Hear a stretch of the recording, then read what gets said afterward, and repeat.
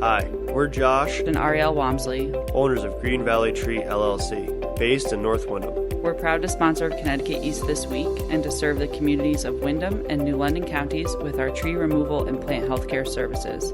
Visit our website at greenvalleytreeworks.com for a full list of our services or give us a call on 860-234-4041. We look forward to hearing from you.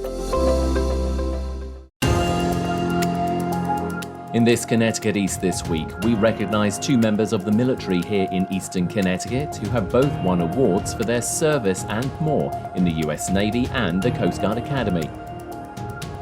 Plus, we take a look at other stories making the headlines from around the region. This is Connecticut East this week.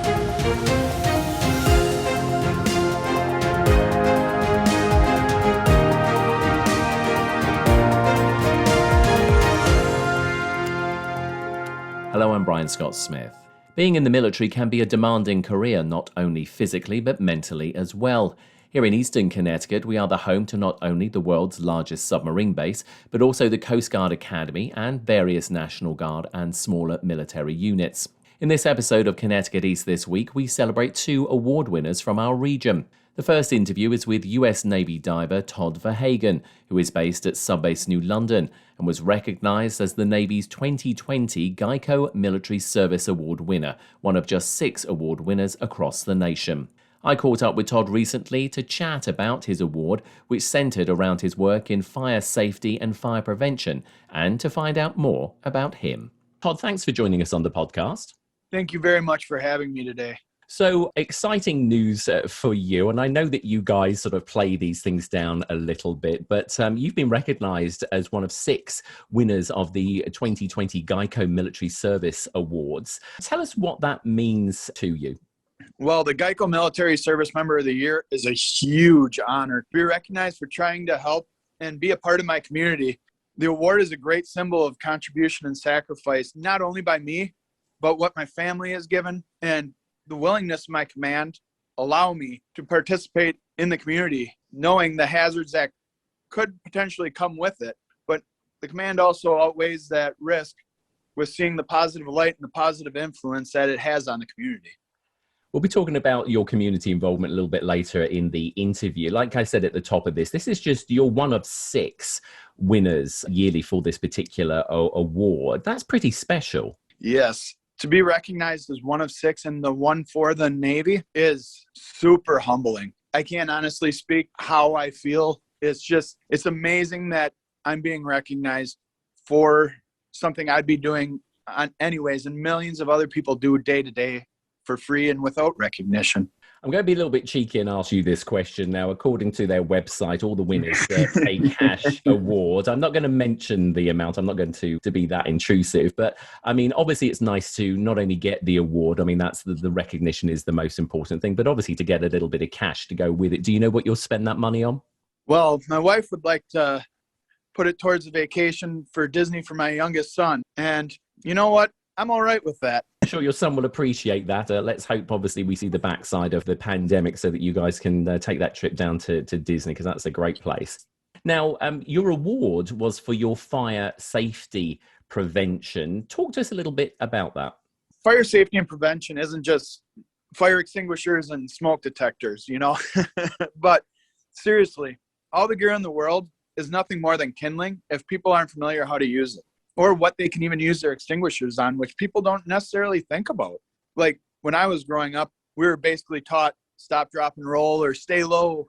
I know that might date me a little bit, but as a department, in all the departments I've been a member of, we try and let the community know what they can use their fire devices or their extinguishers for, what their detectors use for, because not every detector is a CO2 and a smoke detector. We want to let people know, like, unfortunately, if this were to happen, what to do in that situation. Check your door, stay low, stay in place, stay where you're safe and protected, and don't be scared when all of a sudden you hear a guy come in sounding strange and scary yelling. We're here to help. And the response by children has been amazing. And from feedback we've gotten from parents and families has been amazing. It's one of the, I hate using this word, but it's super humbling. No, I can totally understand that. And I mean, anything that helps to educate any of our community to make sure that they stay safe is an absolute, necessity. You're a Navy diver in New London. How tough a job is that? And what are some of the challenges that go with that job? Honestly, it's a labor of love. I can say I have one of the greatest jobs in the whole Navy. Each duty station has its own challenges, from salvage, spec war, to husbandry, or even instructor duty. Each comes with its own unique set of problems and skill sets that a diver needs to adapt to and overcome to become a valuable member of the team and be a valuable member to the command. I'm just going to say this. I think that's downplaying it somewhat, because I've spoken to I've spoken to Navy divers in the past, and you are a tough bunch. And also, I mean, the submarine force, certainly when it comes to, and of course, we're talking about fire prevention here. I mean, those are some of the toughest fires to deal with. I mean, it puts you up there with some of the very best, really, at the end of the day. And if you ever tell anyone that you met a humble Navy diver, they'll probably call you a liar. But we always walk around and we work with the best. It's never just a single person that is the best. It's always a team that makes each other. We know each other's weaknesses, and we try and counter that. We try and fill in those gaps and try and make us as one strong entity. See, what got you interested in being a Navy diver? Because like I said, all joking aside, it is a tough job. Yeah, I wish I had a great story, but it was that boot camp, the cool guy video, the music, the motivation, and there was so much to do with it. Navy diver is really, it's a lot like the utility tool of the military. You're expected to know everyone's job, be adaptable, and be knowledgeable. But yet, your job, you can be called upon to do a million different things. Well, the Navy recruiters will be pleased to hear that that went down well with you. Now, of course, turning now to the local community, and we touched upon this briefly at the top of the interview, you're very active with the local community whenever and wherever you are based, and you volunteer at local fire departments. Tell us a little bit about that and why it's so important to you. Yes, I love being a part of the Lisbon community here locally. They've been so welcoming and conducive to learning the local practices and firefighting strategies that are used. And they make you really feel like you're a valued member of the family and a valued member of the department. Being a part of a wide variety of types and styles of firefighting and demands put on by local departments from Gregory, Texas to northern Wisconsin, where I'm from. Like Gregory, Texas, one of my favorite calls was a homeowner called and they thought they heard electrical shorting in the attic or a strange humming. My chief allowed me to experience the biggest darn beehive I have ever and hopefully will ever experience in my life. It was amazing and a little spooky at the same time. But, even going from beehives and attics to cold water rescues in Pickerel, Wisconsin, different problems, and it correlates over to Navy diving a lot more than people will ever give it credit to, because it's always different skill sets for different areas and different scenarios in which you need to be able to adapt and make you a better sailor and a better diver. I know you said that it was the videos that got you into the whole thing, but your family does have a history, though, of when it comes to emergency services in the community. You're clearly a very community-oriented select family. Tell us a little bit about that. Well, my mother is the chief of EMS for Pickerel Lake, Wisconsin. Doing a little shout out to my mom. Love you, Ma. Mama's boy here. I've watched her. I've watched my uncles. I've watched friends' fathers and friends sacrifice their time with their families, personal time, all kinds of sacrifices throughout their lives just to help people they never met, never knew, never possibly will ever see again. But they're willing to lay it all out there for somebody that they've never met. And it's amazing. And it's a great payment or repayment to see. I think that's why I love everything about it. It's just humbling, and it's a common ground for everyone to come together and be a part of something greater than themselves. One of the things that I know, because like I said, I've spoken to many military people in my career to date, and also people that work on, first responders. And one of the words that they wince at when it's used on them is the word hero, because many of them, if not all of them, say they aren't heroes. They're just doing their job. I'm guessing that's the same for you. Yes, sir. My mom is the hero. I am not. I just try and follow and keep up with her. And I try and keep up with others in the community who aren't being recognized right now. So I just hope I'm representing everyone well and doing the best job I can every day. Well, Petty Officer First Class Todd Verhagen of the US Navy, based here in New London. We are lucky to have you, and so have all the other communities been lucky to have you. Congratulations once again on a very well-deserved win, and thank you for giving us your time and coming on the podcast today. Thank you so much, and thank you for having me. I appreciate everything.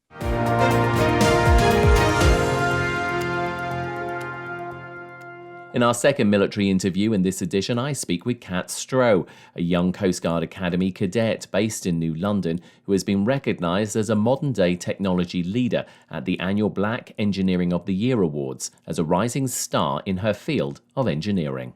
Kat, ever so many thanks for joining us on Connecticut East. Thank you for having me. Congratulations on your recent win, being recognised as a young leader in engineering. How did it make you feel? It was actually really cool because, I've never believed myself to be at such a high level before, and seeing it recognized kind of validated all my hard work. You've got a great history in your family of engineers. Just talk to us a little bit about that, because I'm guessing clearly that was a big motivator into getting you into the engineering field. Yes, so my dad's he got his bachelor's in mechanical engineering, and my mom, she also went to school for chemical engineering. And my sister is also currently working as a chemical engineer. And originally I didn't want to do it because I liked more the science-based stuff. But after I got here, I decided that I liked building things and dirt-based things more than fish-based things. Even though you're in an organisation that is becoming more diverse year on year, it's still quite predominantly male, and engineering is still probably a majority male. How do you get over that? How do you deal with the fact that you are part of a growing number, but probably still feel that you have to prove yourself? Some days it's a little bit difficult because sometimes they just kind of step on your toes a little bit, but you just have to kind of demand space in a way. Just be I know what I'm talking about, and bringing to the table what you know, and you just have to be confident in yourself, knowing that you are as good as them, and you have just as much right to be there as them. And most of the guys who are in my civil engineering major, they're amazing. They'll be oh yeah, that's a great idea, and they'll really help me out with things. Now, you're originally from Texas. You're here in Connecticut. Why did you want to move away from Texas to here? Sometimes I ask myself the same question because it's really cold here. But I think I just really liked the Coast Guard Academy because I really wanted to do something that was a little bit bigger than myself, because originally I didn't want to go to college, but my parents were you have to. So I looked into the options that interested me, and the academy kind of hit the top of the list. I was going to say, your specialism aside, the Coast Guard is a challenging career. It takes a lot to want to put yourself surely in that situation, because once you're in, it's not just a case of walking away, is it? It's not like an everyday job where you decide, hey, I'm not into this anymore, so I'm going to give up. So you must have been quite committed to this. Yeah, my friends, I guess, kind of describe me as a send-it person. So when I make a decision, I'm well, I guess we're doing it. So whenever I decided, I really shocked a lot of people in my family, because they're you're not a military person, because I'm very relaxed, and I'm not very intense a lot of the time. But I've adjusted for the most part to being here, and I think it's helped me become more organized and structured, which is good. The other thing, of course, is, there's lots of groups and things that you can be part of here at the Coast Guard Academy. Talk to us a little bit about some of these, because I'm reading a list here which looks like a mile long of incredible groups that you're part of. Just talk to us about a couple of them and why, in particular, they drew your attention. I'm just on that list because, fortunately, being here, you can just be a part of so many clubs, and you don't have to be directly vigorously involved in all of them. You can just kind of enjoy what they set up. But I guess some of the ones I'm more involved in are Genesis, which is a club for African American cadets or Black cadets, and it's just kind of showing that part of the culture. And then there's APAC, which is for Asian Americans and Pacific Islander cadets, and Compañeros, which is for the Hispanic and Latinx cadets. But everyone's allowed to join, and it's just kind of sharing a taste of the culture, I guess. And I'm also part of Sustainability Club, which I really like, because sustainability, I feel is very important for the future. And I'm a member of CPS, which is a Cadet Peer Support Club, which helps cadets here. It's kind of focused around mental health, because sometimes in the military, that's kind of that used to be a very taboo thing to talk about. And so it's helping cadets here find the support that they need if they feel they need it. Just turning back to the Genesis one, which you were talking about, and obviously it deals with, as you say, African American. Why was that one important to you, in particular? Well, I guess the viewers can't see, but I'm Black, and it's just like a feel of community, I guess, because in my class in particular, there's only like 21 or 22 Black cadets, and in the other classes, there's even less currently, and so it's just kind of like a safe haven, I guess, because just like it's like different being around people who look like you, who understand your experiences. Like you don't have to like, explain everything all the time. It's like you get me, and so like we just kind of have like a basis. Like even if I'm not best friends with them, we can always just like hang out and stuff like that. And I'm guessing, one, you've explained the importance of that, but also, as I say, as the Coast Guard continues to diversify itself, by having these clubs, I'm guessing, and these groups in particular, it also helps them, because I'm guessing you can give them some really valuable feedback, not only as an individual, but I'm guessing as a group as well, so that the Coast Guard can hopefully better themselves. Yes, I think by having more diverse people in the Corps of Cadets is really helping like leadership see how they need to like shift their mindset and how they like view things or like talk about certain things. And there's been like a lot of growth I've seen since I was a fourth class to like now, just seeing the way that people change, like they've changed the way that they talk about things. And like I really appreciate Captain Ray. This is very important to me for some reason, but he doesn't code switch whenever he talks to the Corps, which is just like something I'm working on, because it's just nice to say, like, he's like, oh, like, if you see me in the hallway doing something I'm not supposed to, just check me. And, like, I've never heard, like, any other, like, the superintendents or anything like that, or the Commandant of Cadets, like, talk about it like that. Like, he's, like, wholly himself, and by, like, doing that, he's, like, allowing a space for everyone else to become wholly theirself, which I feel like is very big.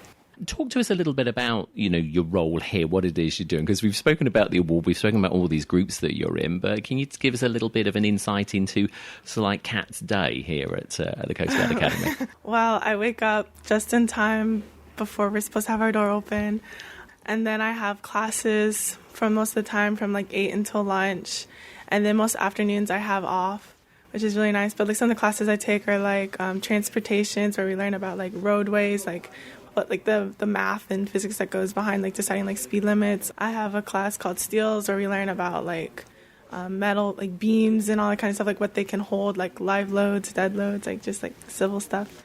And then we also take like maritime courses, which is really fun. Like we do like simulators for driving a boat, and like as a second class we get to go down to the T-boat sometimes, and like we'll like drive it out on the water in the Thames, which is really cool. Like I'm like scared to do it because like I'm not good at it, but like I'm getting better, so it's like really fun. When you talk about what it is that you do at the Coast Guard Academy, maybe to, your friends or your family, are they surprised at the amount of different things that is available, and also what it is that you're doing? Because some of the things you've just spoken about, a lot of people who don't know much about the Coast Guard will probably go, oh, wow, that's really interesting. I didn't know that they do these things. I mean, I think people's views of the Coast Guard are they are these brave men and women who, are out on the boats. But, of course, it's more than that.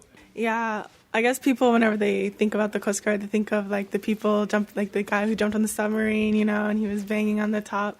And that's, of course, like, one of the missions of the Coast Guard. But there's, like, so many other things they do, like marine environmental, like, protections and, like, coastal and port security and all that kind of stuff. So it's, like, such a broad range that, like, honestly, like, any interest you have, like, the Coast Guard, I feel like, can accommodate it in some way. Like, I, for one, I'm, like, I don't love boats because, like, I get seasick sometimes. So, like, my plan is, like, to eventually go to, like, a civil engineering unit and, like, try to help out that way, like, making sure everything, like, functions well enough for, like, the mission to be able to get done. We're hearing more, outside of the Coast Guard Academy for a moment, we're hearing and seeing, and quite rightly so, more about women in STEM, women in these careers, and also these amazing women who have done incredible things which they never got recognition for in the past, and that's, black, brown and white. Does that buoy you in a way that finally women are being recognised for the pivotal roles that they've actually had in the world, in various things, engineering and, as I say, in STEM? Does that give you hope that we are sort of hopefully changing and evolving as human beings and as cultures? For sure. I feel like just by people, like women, just taking up this space and like doing the things that they're doing, it is helping shift people's perspectives, like slowly but surely. Like even if like a group is like, no, like we, like women can't do it as well, like if someone like just stands up and they're just like, I can do it, and like they show it, like even if those people don't recognize it, other people will. And I think when the world like finally recognizes like women's worth like as a whole, I feel like so many things can be like bettered, I guess, because a woman's perspective is obviously very different from a male's perspective, and by like putting them two together, like it'll just, I don't know, it'll create something magical in a way, I guess. And what does your mum in particular, think about what you're doing? Because like you said, she's clearly one of, I'm guessing, a hero of yours because of what she does and your dad and the rest of your family. But in particular, what's your mum had to say about all of this? I think she's surprised because normally she says I don't apply myself like ever. But I think she's happy with the way that I'm going, and she's kind of the type of mom who'll just like support you whichever way you go. Like she'll steer you, but she'll be like, you got your own path, and as long as you're doing what you're doing and you like it, like you can pursue and like persevere and you can get through it. So I think she's just proud and happy that her daughter is like doing something, I guess. You're quite a humble individual, and it's been great talking to you. So I just want to ask you this final question. Do you see yourself as a mentor, as a figurehead, as it were, for future generations of young women, especially black women, when it comes to either the Coast Guard or the role of engineering? I guess I don't think of myself as like a mentor. Like I would like to be one eventually, but obviously I'm still working on myself because I'm only 21. But I think if someone can look up to me and say like, wow, like I hope I can do what she's doing one day, or like be even better than her, like I think that's amazing, just for someone to like, I don't know, to think that I'm somebody who they can be like proud of or want to be. Kat Stroh, it's been an absolute pleasure talking to you. Congratulations again on your recognition and a long career in the Coast Guard. Thank you for joining us on Connecticut East this week. Thank you so much for having me.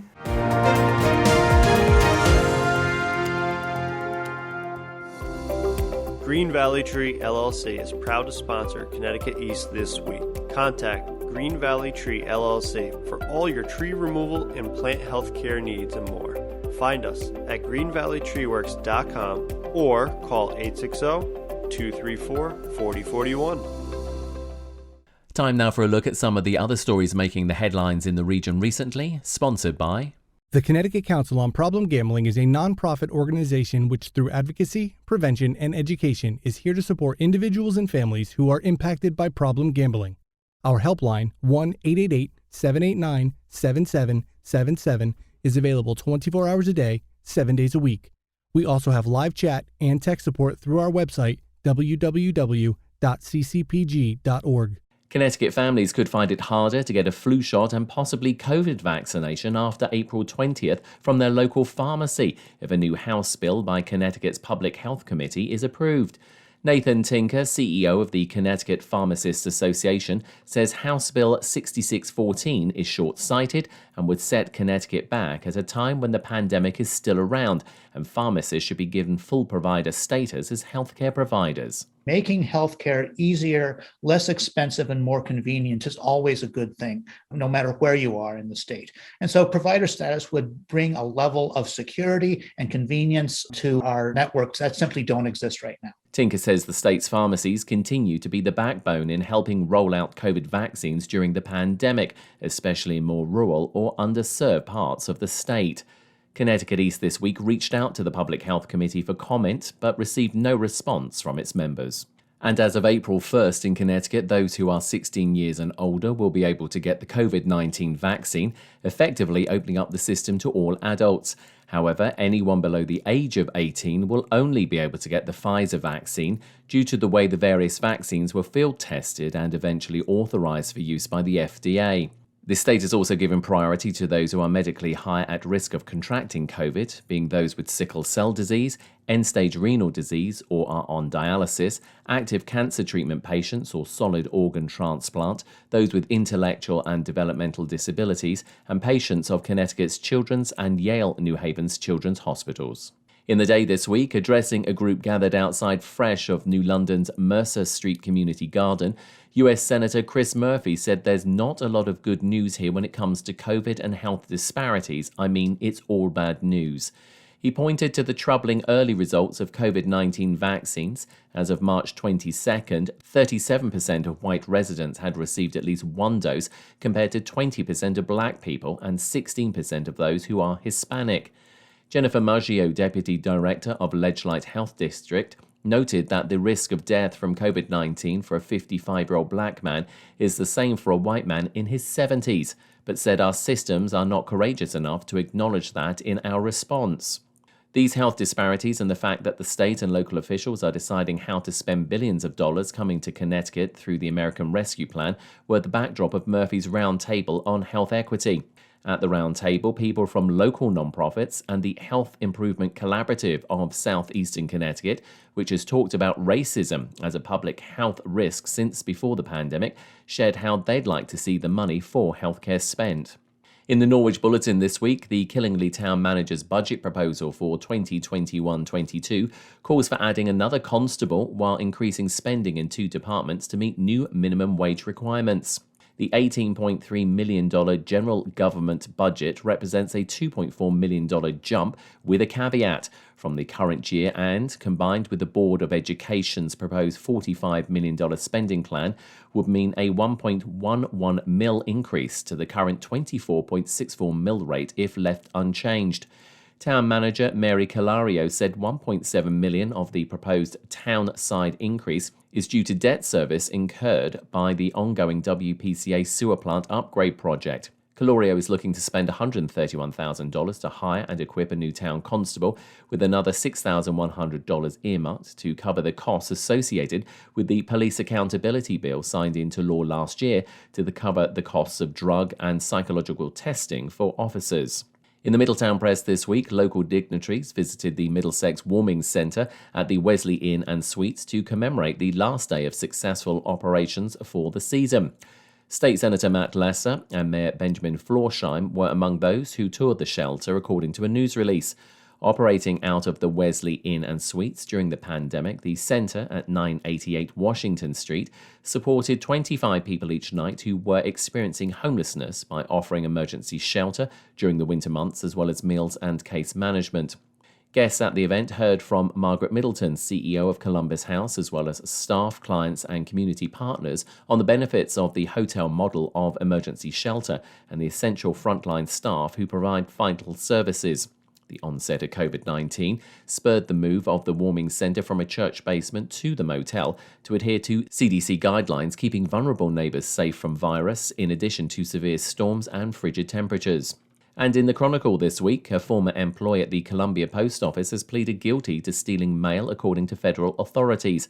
Leonard C. Boyle, acting United States Attorney for the District of Connecticut, and Matthew Modafferi, Special Agent in charge of the U.S. Postal Service Office of Inspector General, announced that Windham resident Michael McGurk, 36 of Windham, waived his right to be indicted and pleaded guilty to theft of mail by a postal employee. According to court documents and statements made in court between September 2019 and May 2020, while he was employed as a sales associate at the U.S. Post Office in Columbia, McGurk stole numerous pieces of mail, including packages and greeting cards that contained gift cards or other items of value. Surveillance camera footage depicted McGurk in the Columbia Post Office rifling through the mail, concealing mail in his clothing, opening packages and envelopes, and taking cash from the reserve cash register. McGurk is scheduled to be sentenced on June 23rd, at which time he faces a maximum term of imprisonment of 5 years. And in next week's Connecticut East This Week, we talk with the new president and CEO of Foxwoods, Jason Guyot, about his role becoming official, the recent online gambling and betting agreements the tribes have reached with the state, and the relationship between the two casinos and the governor. That's all from us for this edition. Do send us your questions and story ideas to the show via our website at connecticut-east.com or Facebook or Twitter at Connecticut East, and on Instagram at Connecticut East This Week, where you can also listen to the show again on demand.